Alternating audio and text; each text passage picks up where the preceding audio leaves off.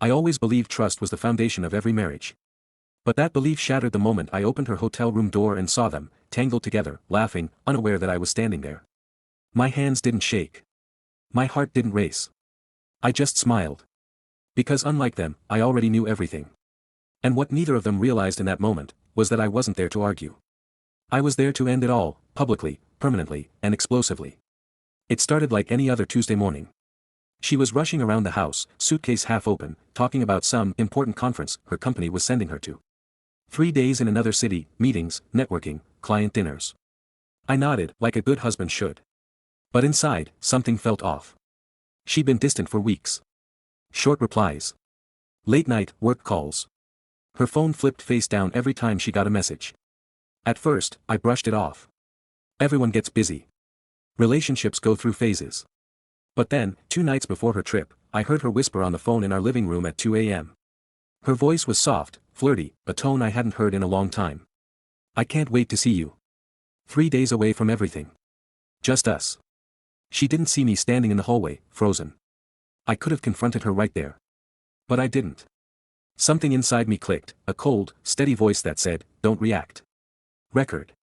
So I started my own little operation. The next morning, while she was showering, I slipped a small tracking device into her suitcase, one I'd ordered months ago to keep tabs on our teenage son's car use. She had no idea. Then, I synced it to my phone. By the time she left for the airport, I could see her every move in real time. That first day, everything seemed normal. She checked into a fancy downtown hotel, attended meetings, and even posted a few work selfies on her story, coffee cups, laptops, the usual corporate nonsense. But around 8 p.m., the tracker moved, not to the hotel bar, but to another floor entirely. Room 1427. And she stayed there, for 4 straight hours. That night, I didn't sleep. I watched the dot on my screen like a hunter tracking prey. By midnight, she was back in her room. By 7 a.m., she texted me a photo of a breakfast buffet, long day ahead. Miss you. Miss me. She hadn't even noticed the tracker in her luggage tag. By day 2, I had enough proof to break any man. But I wanted final confirmation, the kind that would crush any denial. So, I booked the next flight to her city. I told my boss I had a family emergency. In a way, it was true. When I landed, I called her. "Hey, just checking in. How's the trip?" She sounded casual, maybe even bored. "Exhausting. Back-to-back meetings. Lies, smooth and practiced." I smiled into the phone. "Hang in there. You'll crush it." She had no idea that while we were talking, I was already in a cab headed straight for her hotel. I checked in under a different name, one of my business associates owed me a favor, and I used his identity. Room 1022, same hotel, different floor. I spent the next few hours watching. Observing. I saw her come down once, in a tight dress I'd never seen before, meeting a man in a gray suit. He touched her lower back as they walked out together. No hesitation. No guilt. Just intimacy. They looked like a couple who'd been doing this for a while. I followed them. They went to a restaurant just 2 blocks away. Candlelight. Wine. Her laughter, carefree, like the woman I used to know, but now performing for someone else. That's when it hit me. She wasn't sorry. She wasn't struggling with guilt. She was enjoying it. When they got up to leave, I snapped a few photos. Then I followed them back to the hotel. They went straight to his room, 1427, just like before. Perfect. I waited an hour.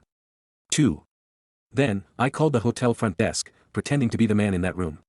"Hey, I lost my keycard and my wife's asleep inside. Can you send a spare to the room?"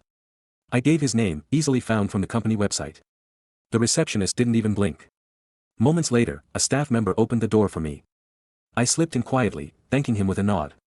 The door clicked shut behind me. The room was dim, warm, and smelled of cheap perfume and champagne. And there they were, asleep, tangled in white sheets, her head on his chest. I stood there, staring. My chest didn't burn with anger. It froze. Because this was no accident. No mistake. This was a choice.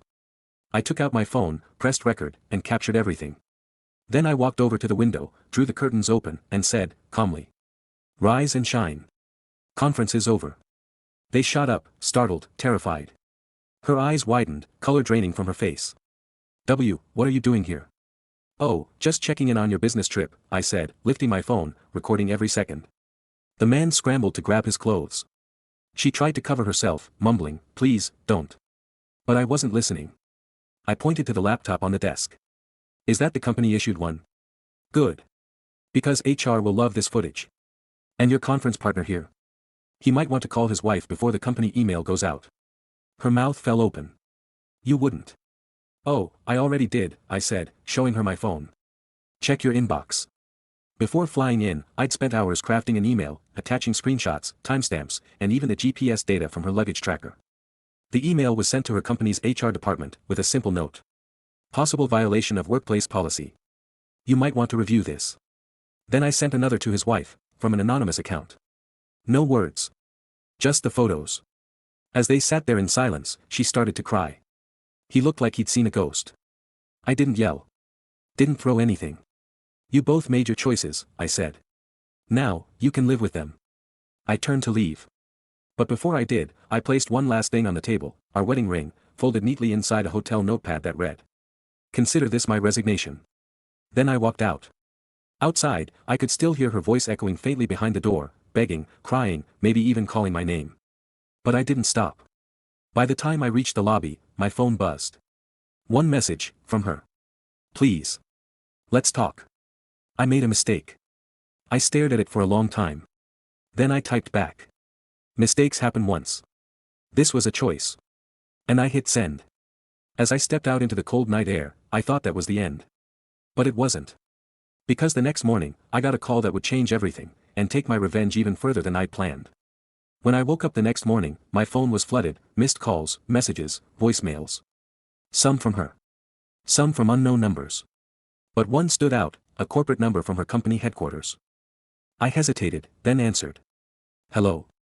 A calm, firm voice replied, is this the husband of, her name? I said yes. There was a pause, then the voice continued.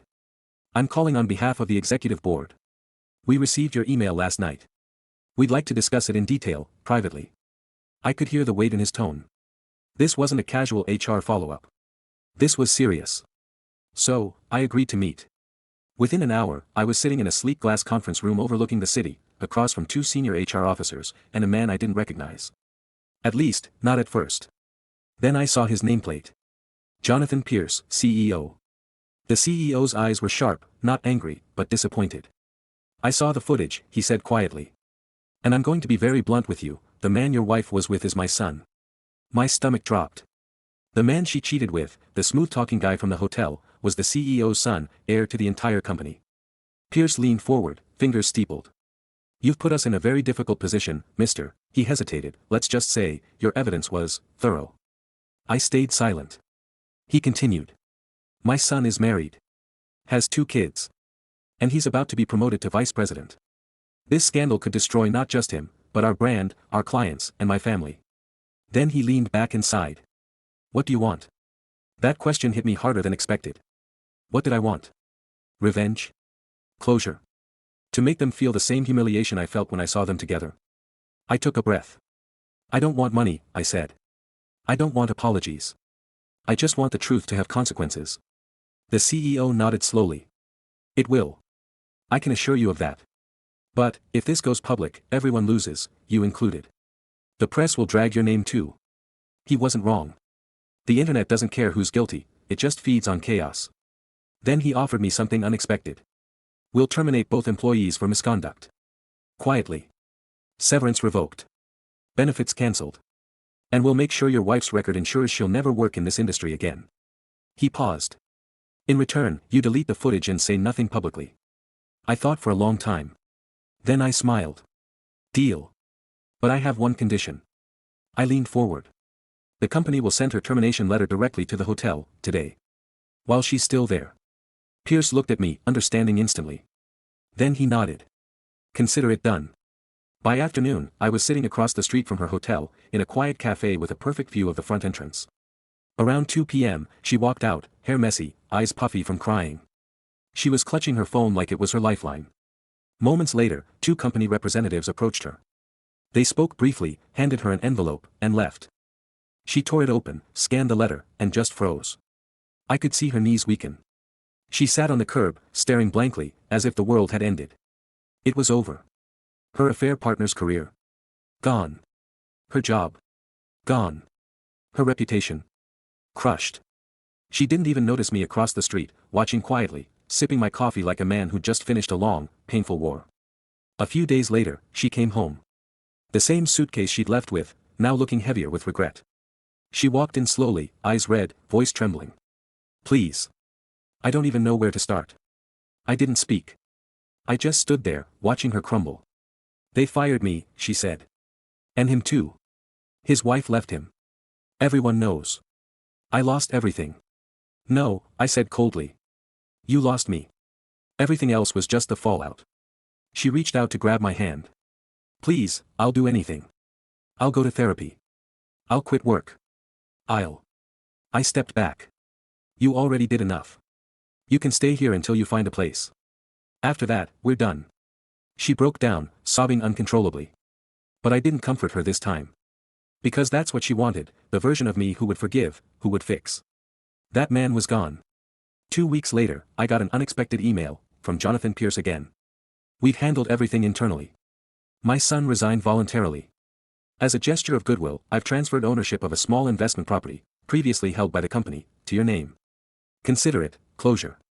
Attached was the deed to a fully paid condo on the city's edge. Worth more than everything my ex and I owned combined. I didn't ask for it. But maybe Pierce saw something in me, the kind of calm vengeance he wished he'd had when his own son betrayed him. A month later, despite the company's best efforts, the story leaked. Not from me, I kept my word. But someone else inside HR must have whispered to the press. Headlines exploded. CEO's son involved in scandalous affair with married employee during business trip. The footage I'd recorded surfaced online anonymously, blurred but unmistakable. Within hours, it went viral. Her name trended for 2 straight days. Every social media profile she had was flooded with comments, judgment, sympathy, and hate. And I stayed silent. I didn't gloat. I didn't post. I just watched as karma did its job more brutally than I ever could. Months passed. The divorce went through smoothly. She didn't contest anything, maybe out of guilt, maybe exhaustion. Then, one evening, she showed up at my doorstep. Her hair was shorter, her eyes tired, her voice soft. I just wanted to say, I'm sorry. Not because I got caught. But because I broke the only person who ever really cared. I looked at her for a long time. Then I said quietly, you didn't break me. You freed me. She nodded, tears streaming down her face. Do you ever think we could start over? No, I said. Because the version of you I loved never would have done this. She left without another word. A year later, I was standing in the lobby of a new company, the same one that had fired her. Jonathan Pierce had offered me a position as a regional consultant after hearing about my background in management. When I walked into that office for the first time, I saw the framed newspaper on the wall, the headline about his son's scandal. Pierce caught my eye from his office doorway. Funny how life works out, he said. Yeah, I replied. Sometimes justice doesn't need noise. Just timing. He smiled. You got both. And that was it. I wasn't just the man whose wife cheated on him. I was the man who turned betrayal into power. Sometimes at night, I still think about that hotel room, the smell of perfume, the sound of silence when I walked in.